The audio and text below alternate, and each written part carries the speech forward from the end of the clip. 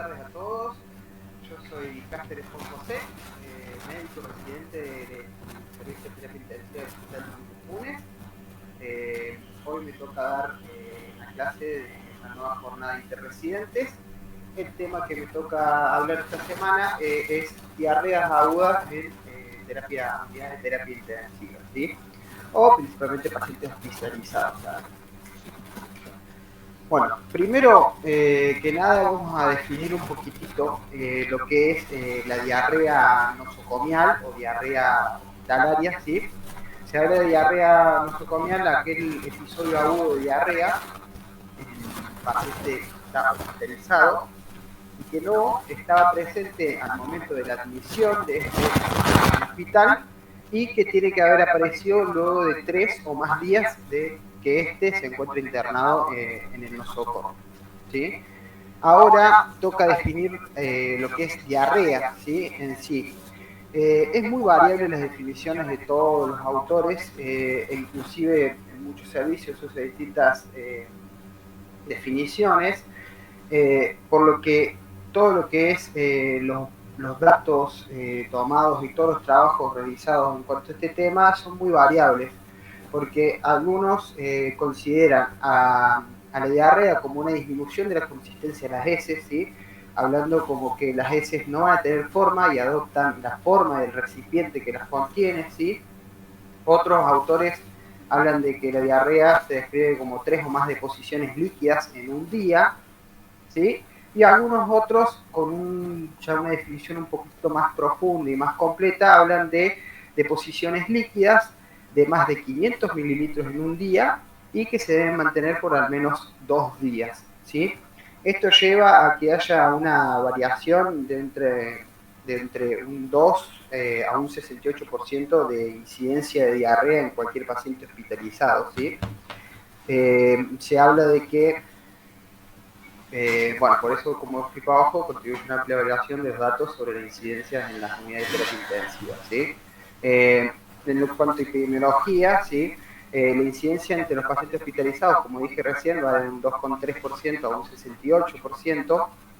Ya en lo que es la terapia intensiva, la incidencia durante las dos primeras semanas de internación de los pacientes fue de un 14%, según Tibau y colaboradores.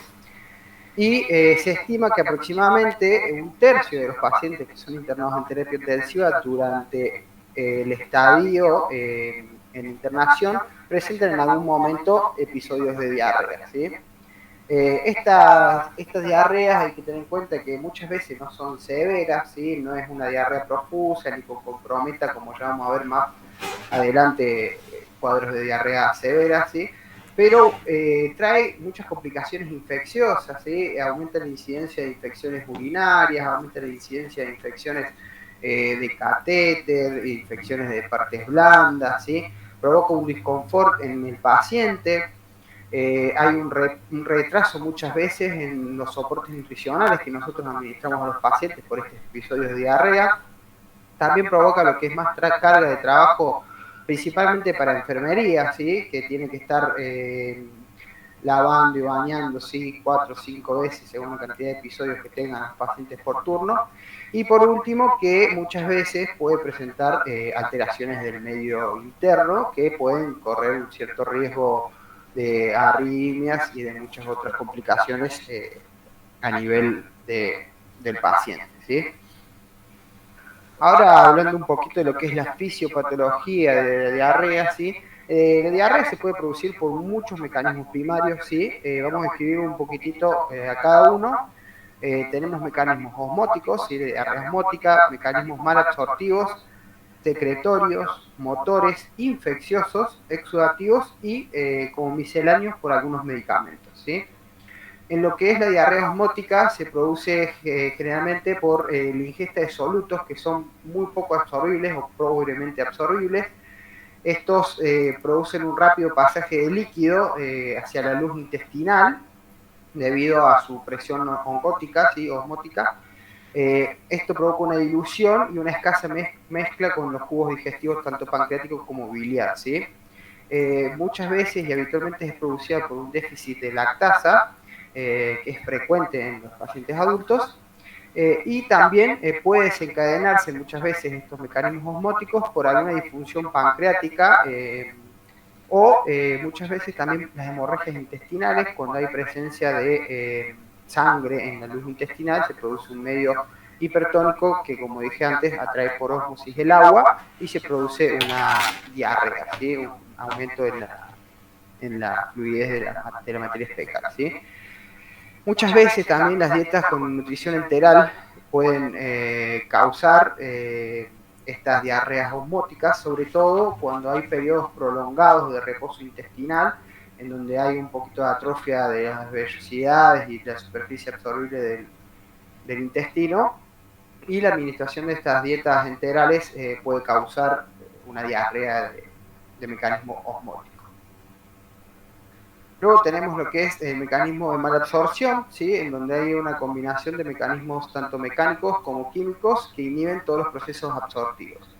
Este mecanismo se observa principalmente en pacientes que están hipoalbuminémicos, ¿sí? Que producen un edema de la pared intestinal, en donde se reduce, como dije antes, una capacidad absortiva de esta membrana, ¿sí? Entonces queda toda la materia en el intestino, atrae el agua y produce la diarrea, ¿sí?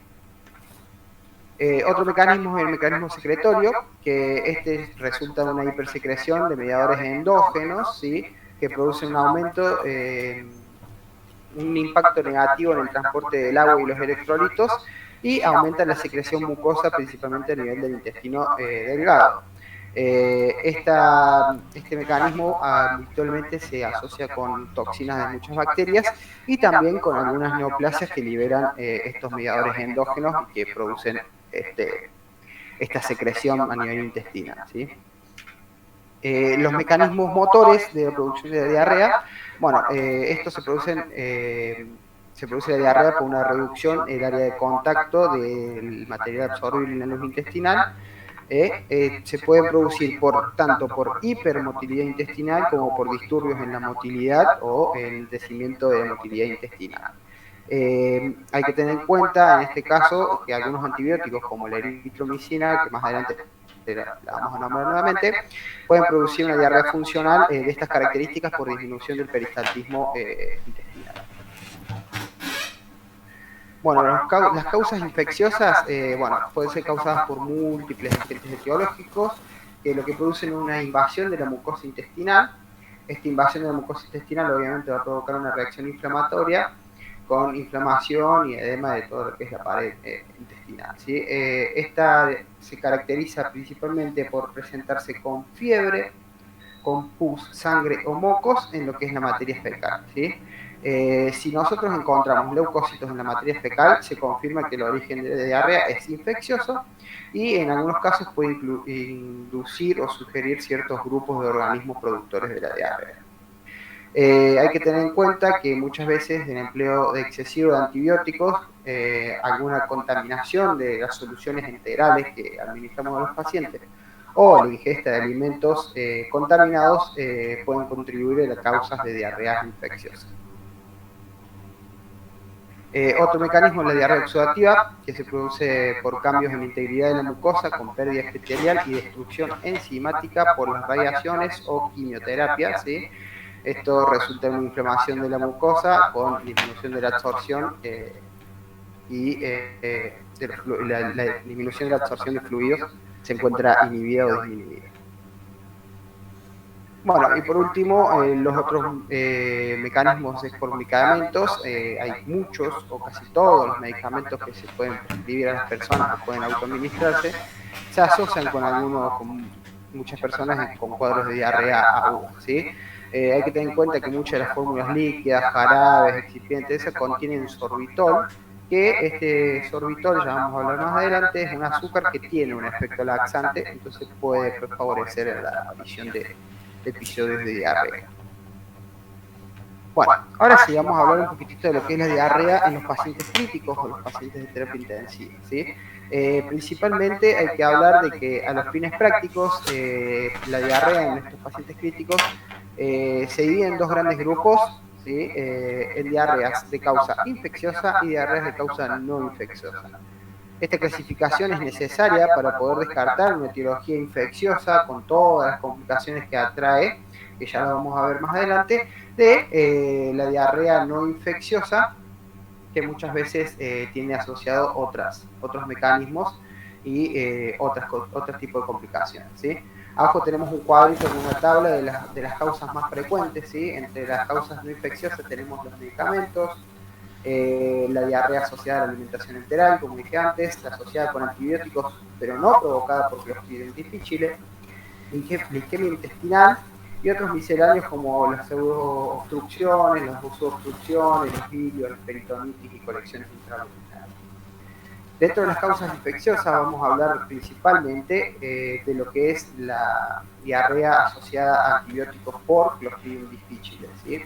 Después tenemos algunos otros enteropatógenos que son los menos frecuentes, ¿sí? Y después podemos hablar un poquito de lo que es el sobrecrecimiento bacteriano del intestino delgado, ¿sí? Bueno, en cuanto a las diarreas relacionadas con la medicación, bueno, más adelante voy a mostrar un cuadrito que dice todos los principales medicamentos que provocan diarrea y más que nada los que utilizamos nosotros dentro de la terapia intensiva, ¿sí? Pero como dije antes, el sorbitol es un azúcar que tiene pobre absorción, ¿sí? Esta pobre absorción de azúcar produce que llegue al colon y sea procesada por las bacterias colónicas con producción de ácidos grasos de cadena corta que no pueden ser absorbidos, entonces producen por ósmosis una salida de agua hacia el colon y producen la diarrea, ¿sí? Hay que tener en cuenta que 10 gramos de sorbitol producen gases y gran distensión y que ya 20 gramos causan diarrea en la mayoría de las personas, ¿sí? Después tenemos los antiácidos y los suplementos con magnesio, son causas frecuentes de diarreas osmóticas y motoras.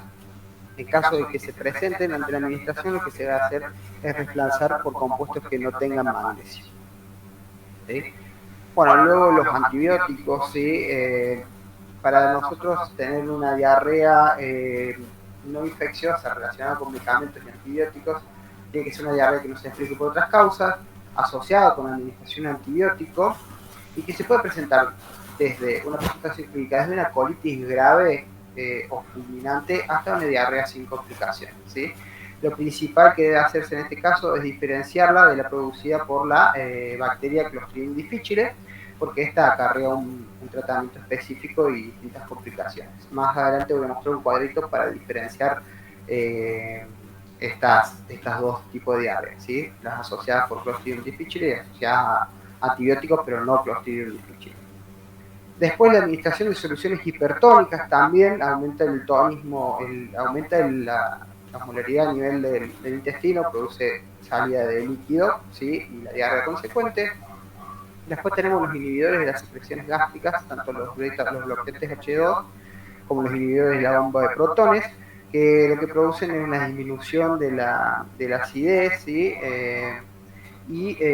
Se produce un sobrecrecimiento bacteriano, que es lo que vamos a hablar más adelante, a nivel del intestino delgado, donde las bacterias son menos frecuentes, esto produce trastornos en la absorción y la consecuente diarrea, ¿sí?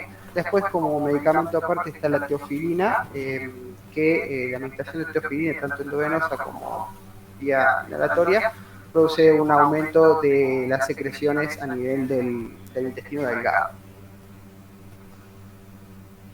Bueno, acá tenemos arriba en el cuadro de la tabla 48.2 las drogas más frecuentes que se usan en terapia y que se asocian con diarrea, como dijimos, bueno, los antibióticos, los jarabes con aditivos como son el sorbitol, la teofilina, antiácidos con magnesio, bloqueantes de H2 con histamina, inhibidores de la bomba de protones, el misoprostol, algunos antineoplásicos, los antiarrítmicos también que usamos mucho en la terapia intensiva, como la digoxina y la fluocainamida.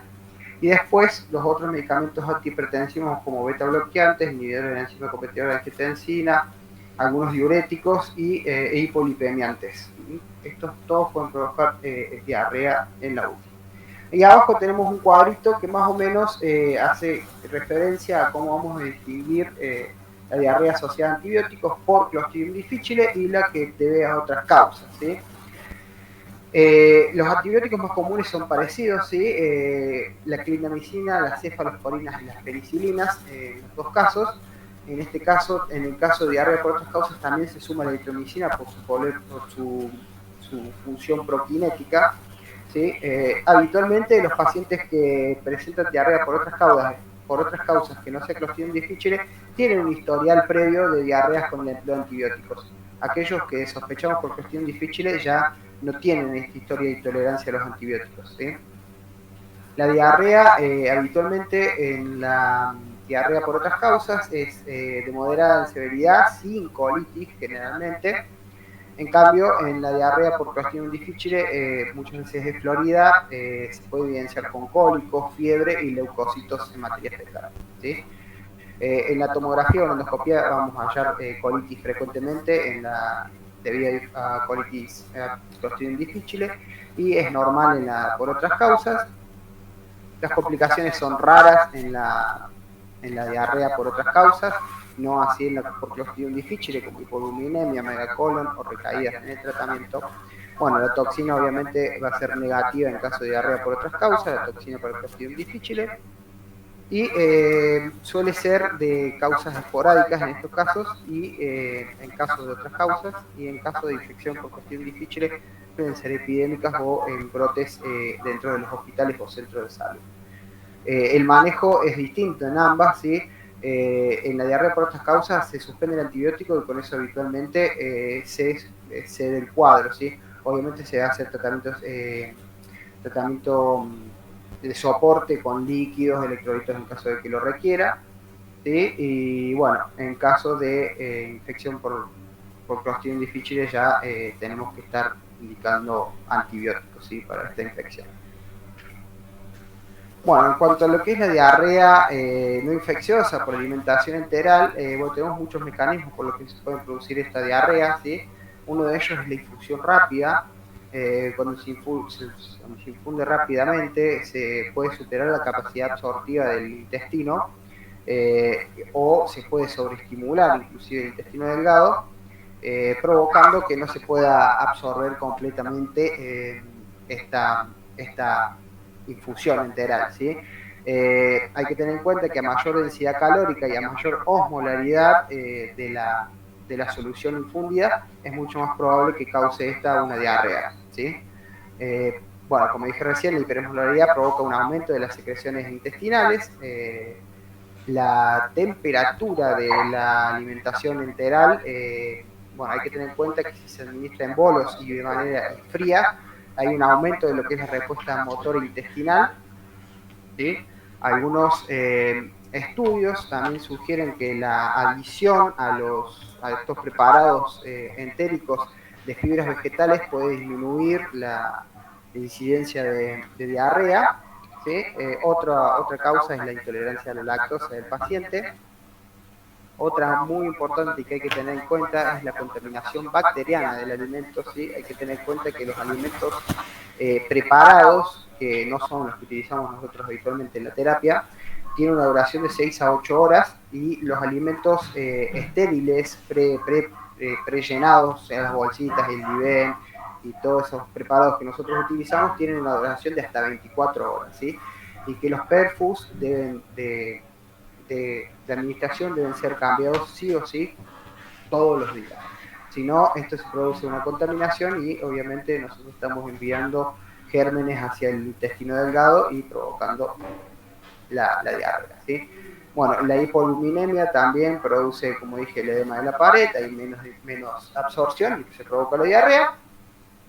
Y por último tenemos la atrofia intestinal por desuso, ¿sí? Que muchas veces nosotros tardamos mucho en alimentar a los pacientes, las vellosidades se atrofian, hay menos capacidad absortiva, y bueno, cuando nosotros administramos la alimentación se produce una diarrea por falta de superficie de absorción.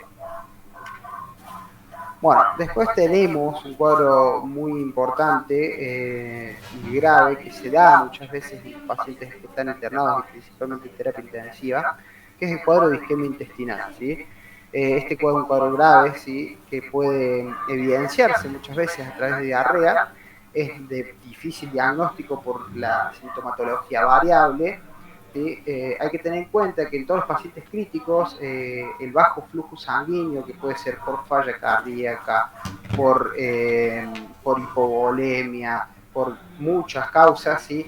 La hipoxia, el estrés que tiene el paciente internado en terapia intensiva, el estado de hipercoagulabilidad que muchas veces tienen, contribuyen a desencadenar una desequilibrio entre la oferta y la demanda de sangre y de oxígeno hacia lo que es el intestino, y pueden desencadenar lo que es una isquemia intestinal, que puede ser variable, afectando solamente a mucosas, o puede afectar completamente la pared intestinal, ¿sí?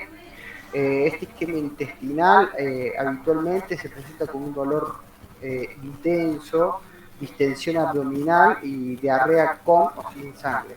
Siempre que nosotros pensemos esto, lo que hay que pedir en lo posible es un laboratorio, y lo que orienta mucho el isquemia intestinal es una elevada LDH y una leucocitosis muy marcada, ¿sí? Mayor a 50.000 muchas veces, leucocitos,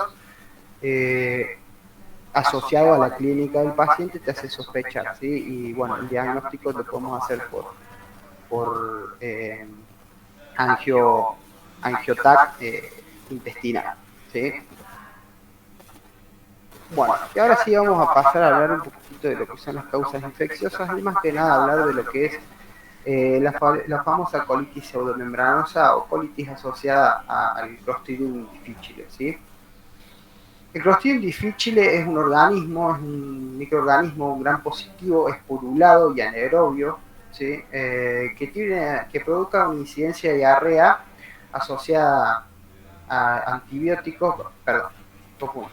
Ahora vamos, eso es el Clostridium difficile. La incidencia de la diarrea que se asocia con antibióticos en todos los pacientes varía entre un 3 a un 30%, ¿sí?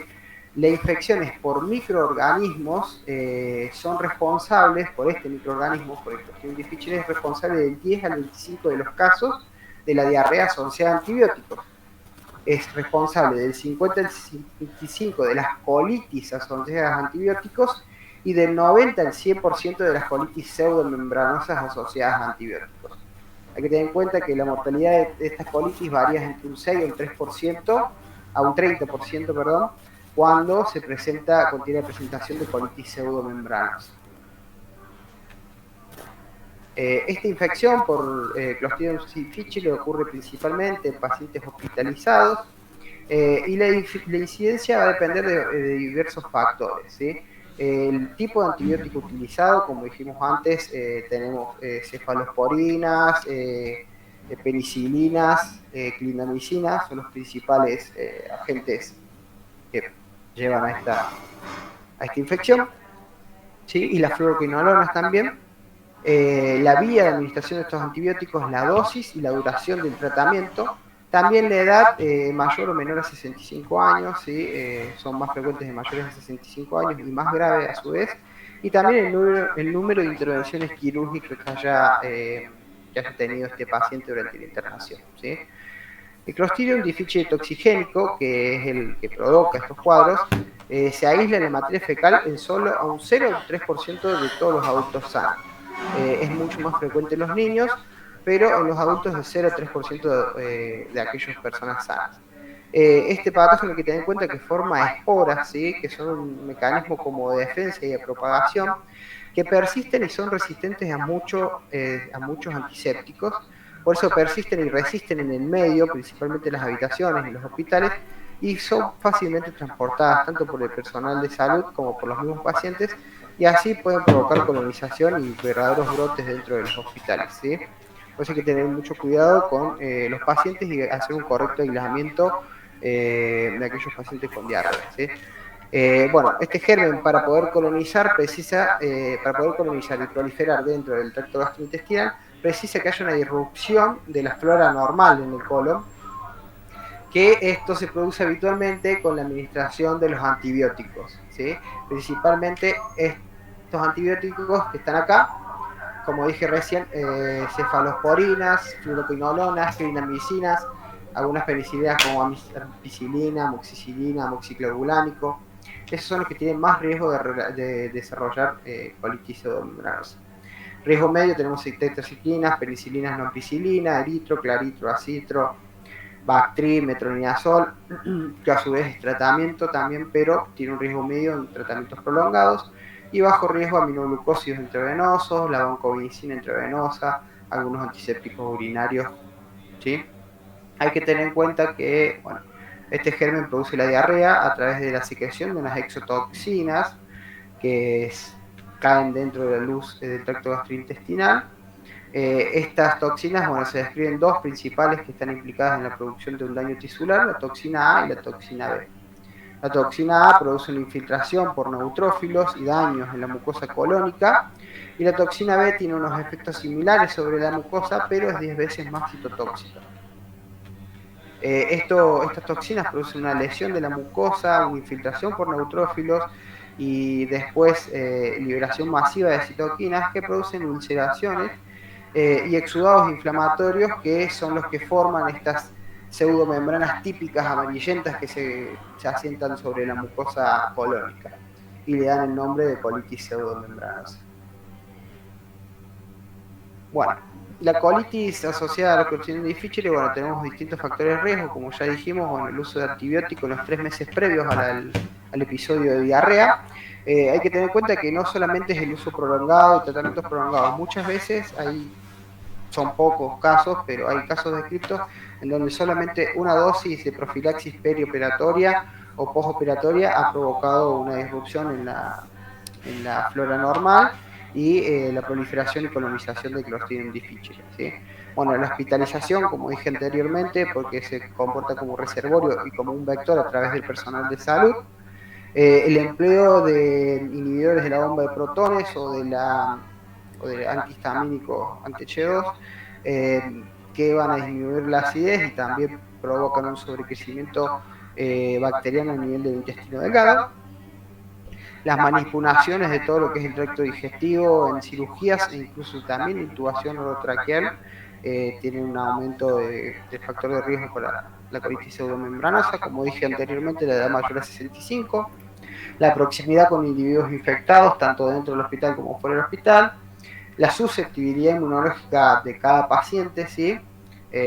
Obviamente pacientes con HIV, pacientes inmunosuprimidos y aquellos pacientes con enfermedades previas que requieran tratamientos antibióticos prolongados o tratamientos con corticoides sistémicos también prolongados. Todos estos son los factores de riesgo. La presentación clínica de esta infección por Clostridium difficile es muy variable, se puede presentar desde una diarrea leve a una colitis sin y con pseudomembranas, y el cuadro más grave de todos, que sería la colitis fulminante. Bueno, acá hay Velázquez y colaboradores desarrollaron un score para medir la severidad y poder así predecir la evolución y estratificar a todos los pacientes para los fines terapéuticos y de tratamiento, ¿sí? Acá al costadito vemos una escala donde tenemos algunos parámetros de laboratorio y clínicos, y por último tenemos tres criterios y tres clasificaciones: leve, moderada o grave, ¿sí? Vamos a ver las alteraciones del estado mental, dolor, presencia de dolor o distensión abdominal, la leucocitosis mayor de 20.000 o leucopenia menor a 1.500, la hiporuminemia como menos de 2,5 miligramos por decilitro, la presencia de ascitis o una colitis documentada por imagen, tanto por tomografía con ensanchamiento de la mucosa a más de 7 milímetros, o directamente una endoscopía, una colonoscopia, que se observen las pseudomembranas o la colitis. Hipotensión arterial, ¿sí? Como PAM menor a 65, la presencia de fiebre, taquicardia con más de 110 latidos por minuto, e incluso la admisión en la unidad de terapia intensiva, ¿sí? Si nosotros presentamos de 1 a 3 criterios, se habla de una enfermedad leve, de 4 a 6 de una enfermedad moderada, y más de 7 o más de una enfermedad grave. Bueno, hay que tener en cuenta que la colitis fulminante se desarrolla en aproximadamente 1 al 3% de los pacientes, que se puede manifestar de una manera, de distintas maneras. Se puede manifestar por un ilio paralítico, por un megacolon tóxico, por una perforación intestinal, por un shock séptico y por la muerte, ¿sí? Bueno, Eyton y colaboradores también establecieron un esquema de severidad para evaluar los distintos grados también de esta severidad de infección. Tenemos La diarrea leve con síntomas constitucionales mínimos, o sea, solamente un poquito de decaimiento o un poquito de deshidratación, pero sin requerimiento de tratamientos. La colitis moderada, donde ya se necesita administración de fluidos endovenosos para poder mantener un volumen intravascular. Tiene dolor abdominal, hay moco, sangre o pus en la materia fecal.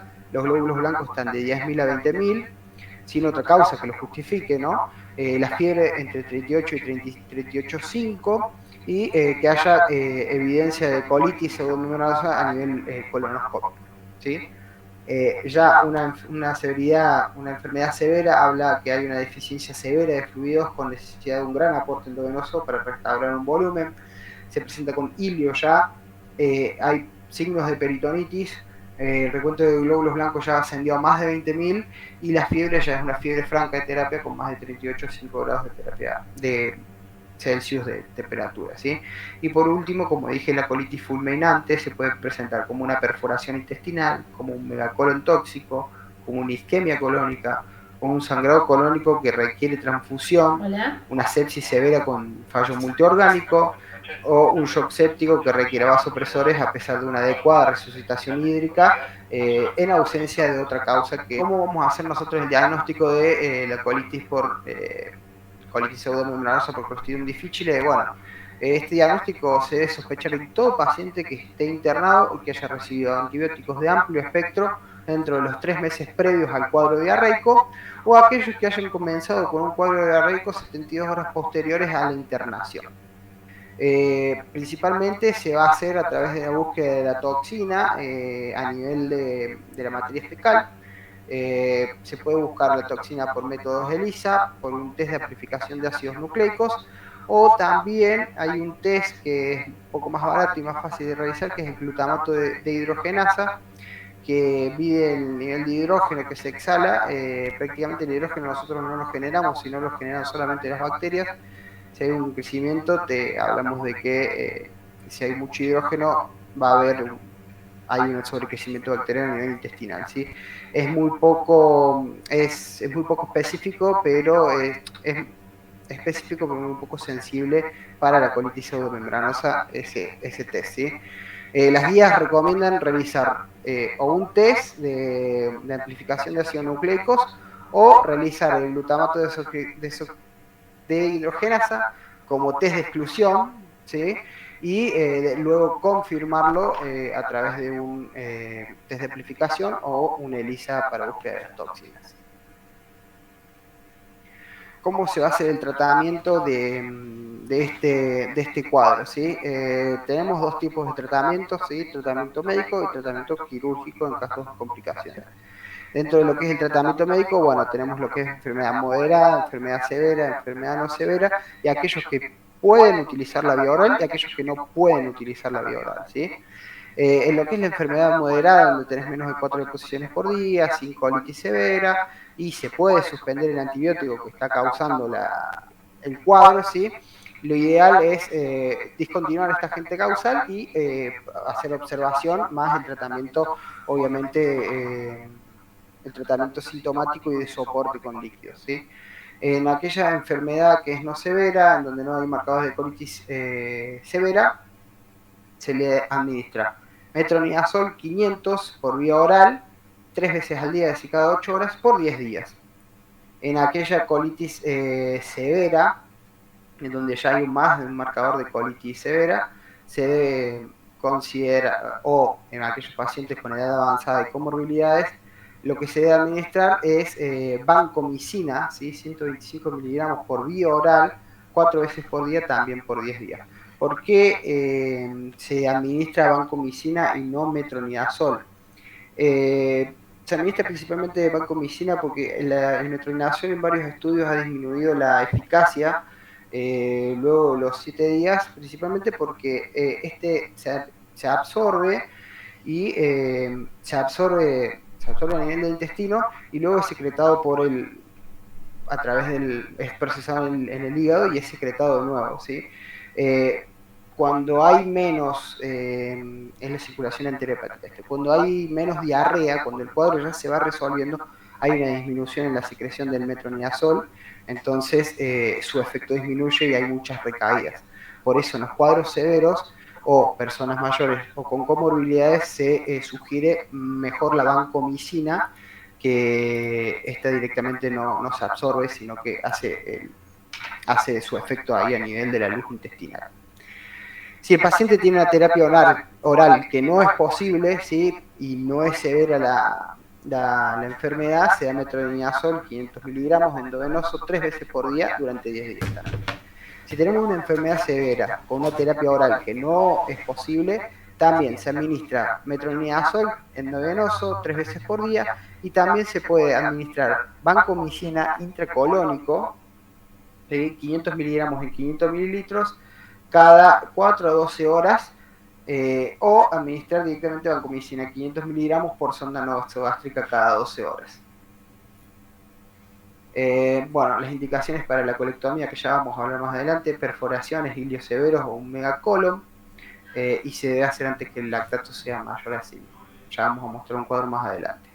Y en aquellos pacientes que se produce una recurrencia de esta enfermedad, como dije recién, lo del metronidazol, si es la primera recurrencia o hay dos más, si es la primera recurrencia, se trata con vancomicina. Si es la primera recurrencia, se trata como la primera vez, perdón. Y si es la segunda o la tercera o cuarta recurrencia, vancomicina 2 veces por día durante 10 días, ¿sí? Y considerar terapia de pulso, que son terapias que duran hasta 4 semanas, en donde se administran la misma dosis, 125 por 2 días, y se evalúa con la respuesta clínica principalmente.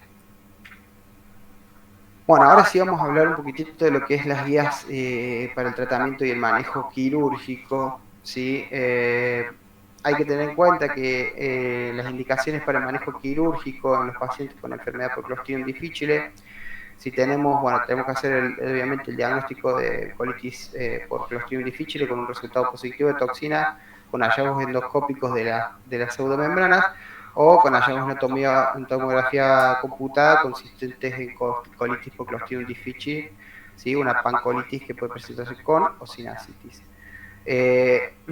Y algunos de los siguientes criterios van a ser los que hablen de que el paciente va a tener un manejo quirúrgico, ¿sí? Que presente peritonitis, que haya una perforación, aumento del dolor y de la distensión abdominal, sepsis, insuficiencia respiratoria, requerimiento de vasopresores, deterioro clínico inexplicable, una falla renal, ¿sí? Un nivel de lactato sérico, como dijimos anteriormente, mayor a 5 mililitros milimoles por litro, los glóbulos blancos mayores a 50.000, o que presenta un síndrome compartimental abdominal. Y me olvido, el fracaso de la mejoría terapéutica, fracaso del tratamiento con una terapéutica estándar por más de 5 días. ¿Y cuáles van a ser las guías para hacer cirugías en las infecciones por Clostridium difficile?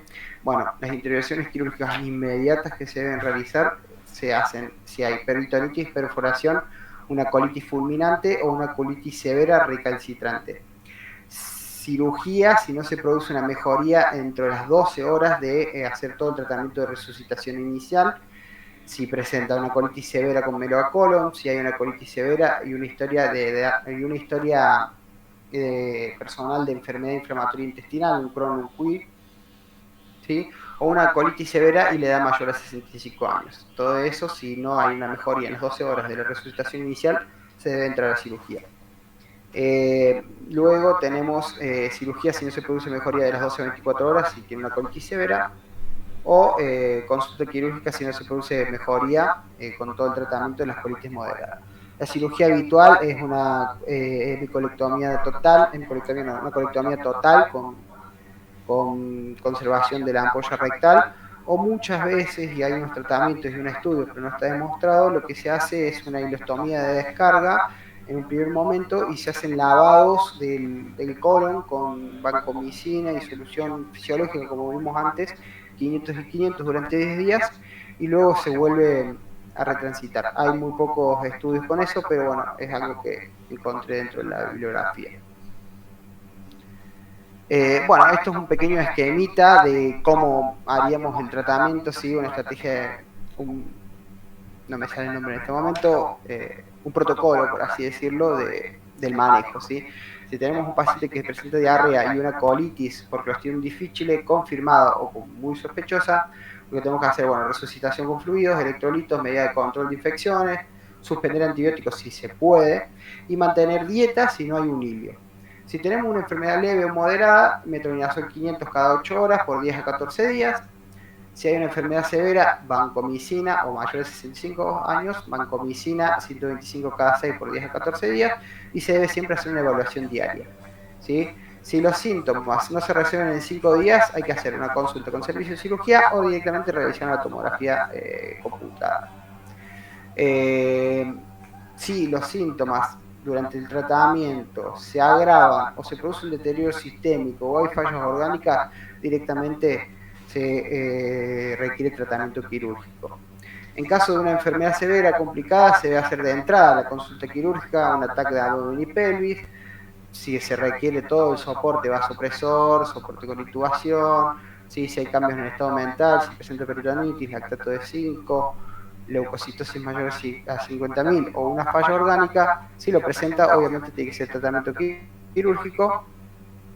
Y bueno, en caso de que no presente, a pesar de tener una enfermedad complicada, no presente requerimientos se le presenta un estadio crítico con shock, con vasopresores, o si los síntomas no se resuelven en los 5 días con el tratamiento habitual de metronidazol y vancomicina, lo que se hace es tratamiento combinado, como dijimos antes, metronidazol 500 endovenoso cada 8 horas, más la vancomicina 125 vía oral, y también se puede agregar enemas con 500 miligramos de vancomicina.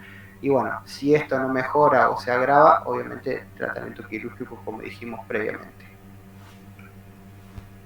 Bueno, ya casi terminando, tenemos lo que son las medidas de prevención, muy importante para poder frenar la propagación de este germen y la incidencia de esta diarrea y este cuadro de colitis. Bueno, principalmente reducir el uso de antibióticos a lo que sea necesario, ¿sí? Hay que siempre tener un comité de vigilancia epidemiológica para tener un comité de infectología que controle todo lo que es el uso de antibióticos, más que nada de los antibióticos de amplio espectro. Reducir el uso de drogas inhibidoras de la bomba de protones, no usar en todos los pacientes omeprazol. Considerar siempre la infección por Clostridium difficile ante la aparición de disconfort abdominal, aumento de los glóbulos blancos inexplicable o diarrea en los pacientes internados. Si se debe aislar de inmediato y enviar materia fecal para detección de toxinas, y siempre se debe mantener este aislamiento mientras persista la diarrea, y eventualmente 2 o 3 días más, porque es el momento en donde está eliminando las bacterias que luego forman esporas y quedan en la habitación.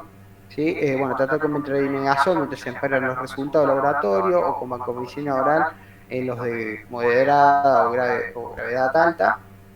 Repetir la detección de las toxinas si el resultado es negativo y la sospecha es muy elevada, algo que no dije anteriormente, pero muchas veces el bismuto que se utiliza con frecuencia en los cuadros de diarrea produce falsos negativos en lo que es la detección de la toxina, interpretando de que no es una colitis pseudomembranosa y porque la toxina vino negativa y es por un falso negativo debido al bismuto, ¿sí? Suspender el tratamiento si la segunda determinación es negativa. Sí, son 2 determinaciones negativas, ya sin el bismuto suspenderlo. Y continuar con el aislamiento de los pacientes con la colitis al menos una semana luego del inicio del tratamiento, más el tiempo que persista la diarrea, ¿sí? Todas las medidas de higiene habituales, lavado de manos con jabón, utilizar medidas de barrera, descontaminación de la habitación con lavandina o con agua oxigenada. Y eso es todo. No nombré mucho lo que son las otras diarreas por gérmenes, como son Staphylococcus, que estaba nombrado en la bibliografía, son poco frecuentes. Lo importante de la producida por Staphylococcus es que no se puede hacer tratamiento con metronidazol y también puede provocar una colitis. Así que esa es la única que habría que tener cautela para no tratar con metronidazol directamente, sino con vancomicina se puede tratar por vía endovenosa.